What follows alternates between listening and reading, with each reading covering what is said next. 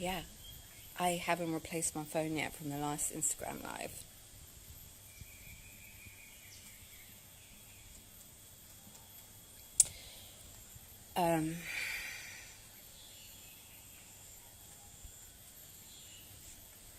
Yeah, I just don't want to stay on here too long, but I want to say, if anyone who's got the question of like, hey, you know, this is racism, and it's like, it's not.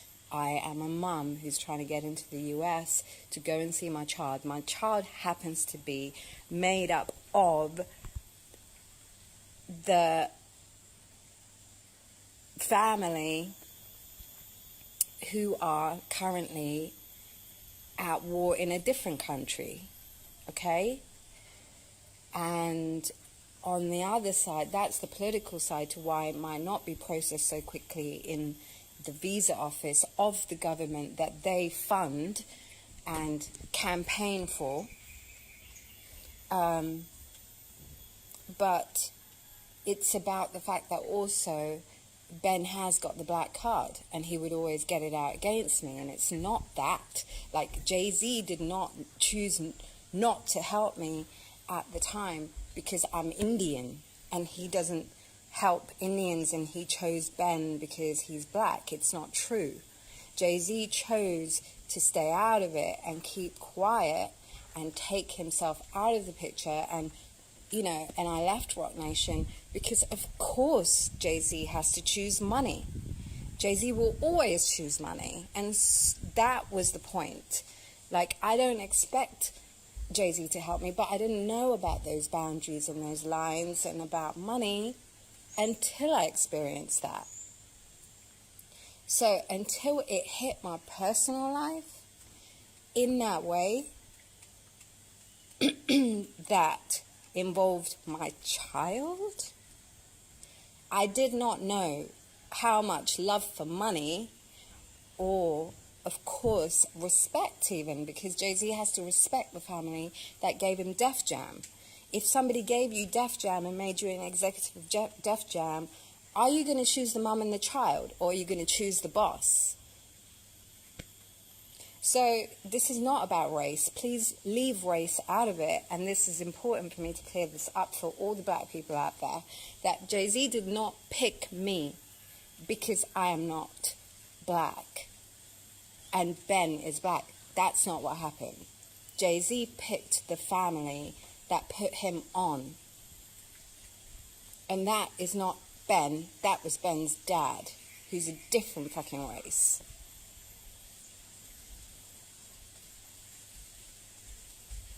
And that is that. I just wanted to clear that up for you guys. So that's one thing on the race issue. The second thing is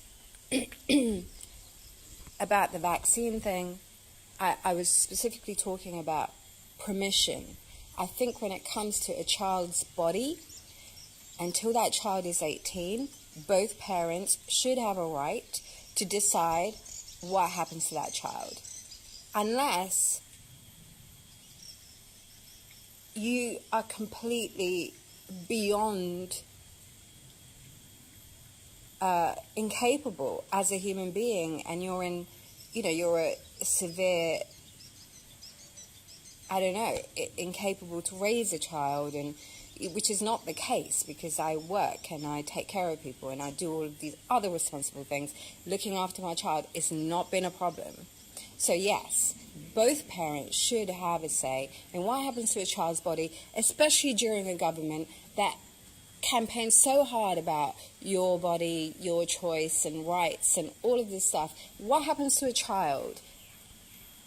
What happened to the parents' rights on that child? So no, I support equal rights for both parents to have a say if both parents are deemed capable and responsible people. And that's what I was talking about. It was about permission, which is it's also by court that we both have the right, you know. So that is that. And I do feel bad that my child has to experience this during his birthday week, but I just got the email, and I can be patient, and I have been, because I know I have to be patient, because he's been in school in America for 2 years. So, it's not about patient. And also, I moved to America in this time so that I can be closer to my child while education was happening in America. But while the education was happening in England, it's not difficult for his dad to move to London, but that never happened. So in that sense, I am doing a lot more.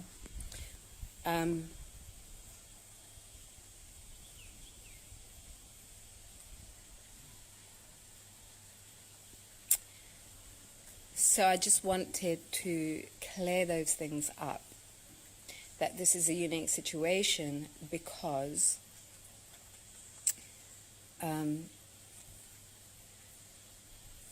whoever has the authority to decide my visa, what are they influenced by in making this decision? Are they influenced by, obviously the person who's making the decision on my visa was not there 4 years ago. So it's a new person. This person's probably a lot younger than me. Probably super prejudice, probably racist, and probably is educated by all of these fake movements and divisions or narrative that's being painted in the last 4 years. Of course, if you filled yourself up with all of this BS that's happened in the last 4 years, you would also have problems deciding what is right.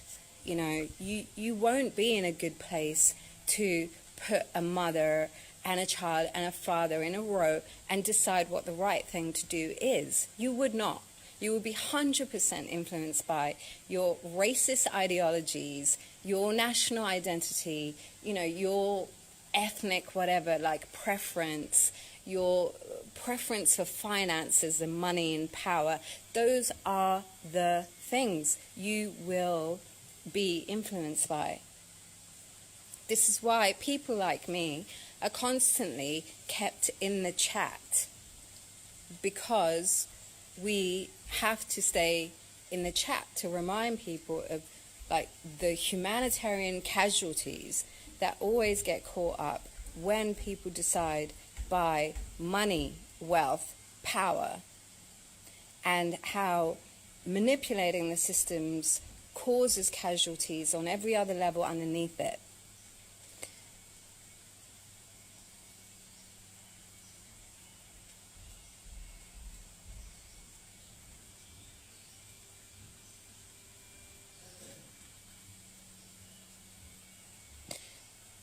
So the issue here is not,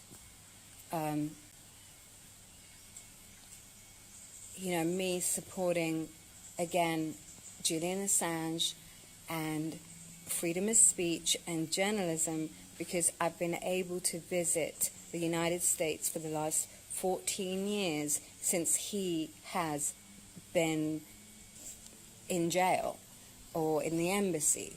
So it's not that. So what is different this time I applied? And, what is the difference? You have to use your critical theory mind, put it on, and be like, okay, what happened the last 2 years that changes the game on my visa situation? One is I spoke about vaccine, but even after that, they gave me the visa. So I'm going to rule that out. And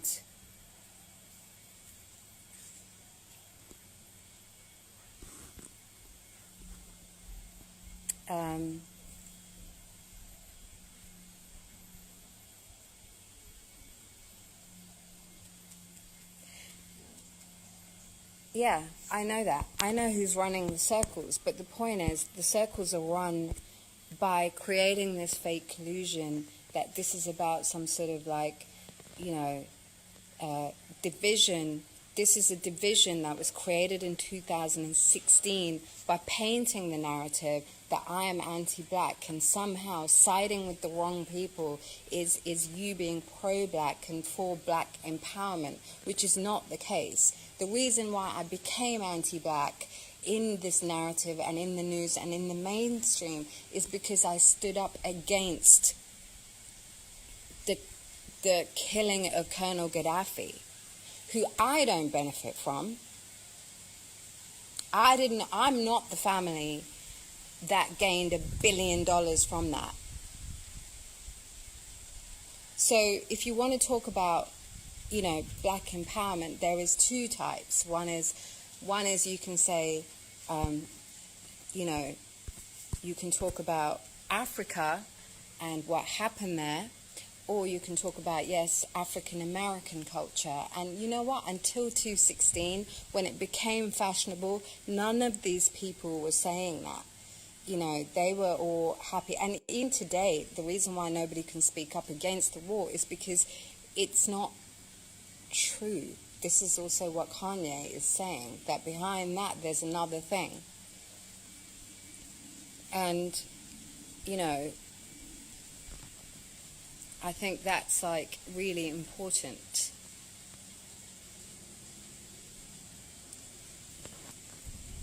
And they took me fighting for equality and me making records or going to build schools in Africa out of my story so easily and so quickly. They were able to just turn that shit around and keep painting this narrative about my anti-black. So, you know, how do you do that? How am I anti-black if the first thing I did with my money is go build schools in Africa and not even Sri Lanka? So it's a narrative that was specifically painted in 2016 for the rise of whatever this like situation that Kamala Harris and Biden and all of these people were fighting against. It was actually Hillary Clinton that was running at the time, and George Soros. And it's not, yes, you can say, you know, it's about certain narratives have to be built, but they took me out in that process. And they took me out not because I'm a racist white person, you know, or somebody who was anti-black. They took me out because I was a different kind of person talking about oppression, you know, and that narrative is different.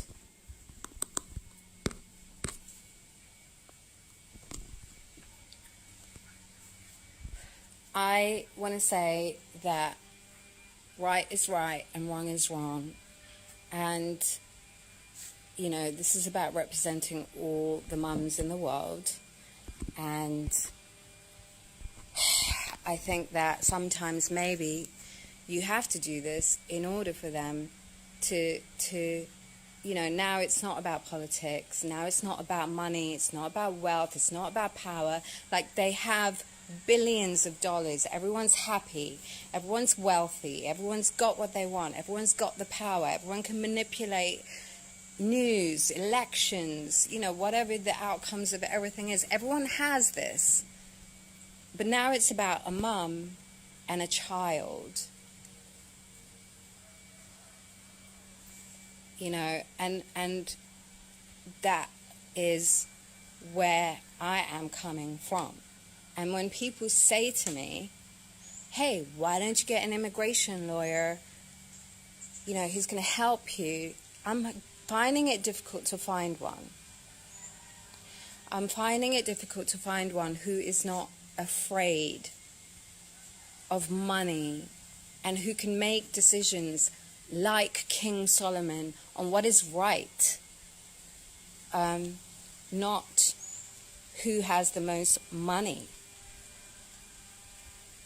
And that's the difference, because we have let human beings become like this over the last 5 years or 10 years and think it's okay for their behavior to constantly choose and make these decisions, at the same time preaching to us to be better people, be conscious, be environmentally friendly, we must save people, let's vaccinate them like we care.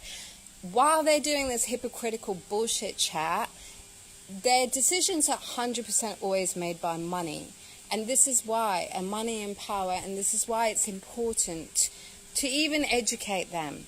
It's even to break through the greed and the ignorance, because, and if I'm using my situation to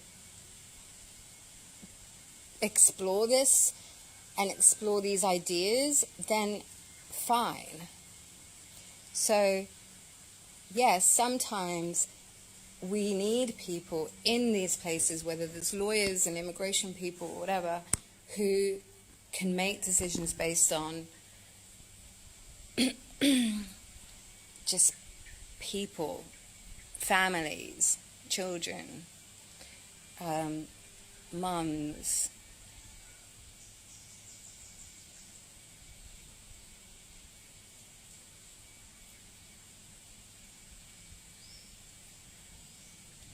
So that is why I'm here today. My camera is turned green, is Matangi moding.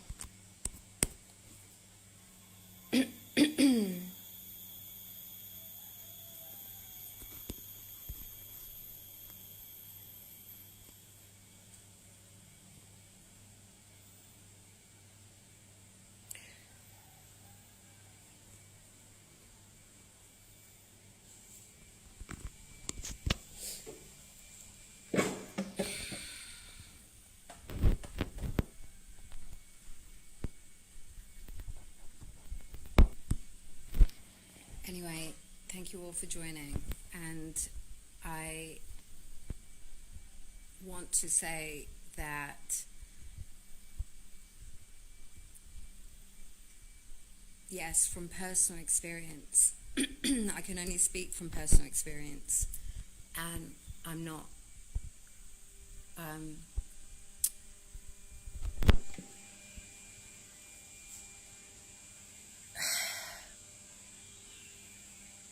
guessing things.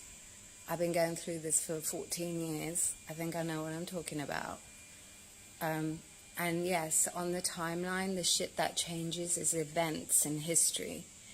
And, the events that determined what I went through in 2014 are slightly more intense today.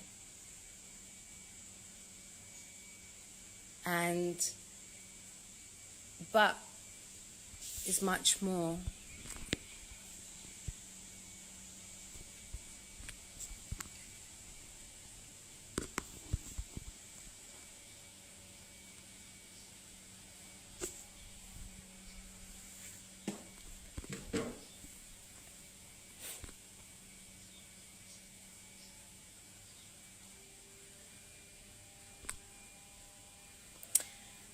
my camera is going, and I'm going to buy a new phone right now, but the phone that I have is banned. It was banned all over the world because iPhone banned it, so I can't get it fixed anywhere. I am going to buy an Indian phone and call you back.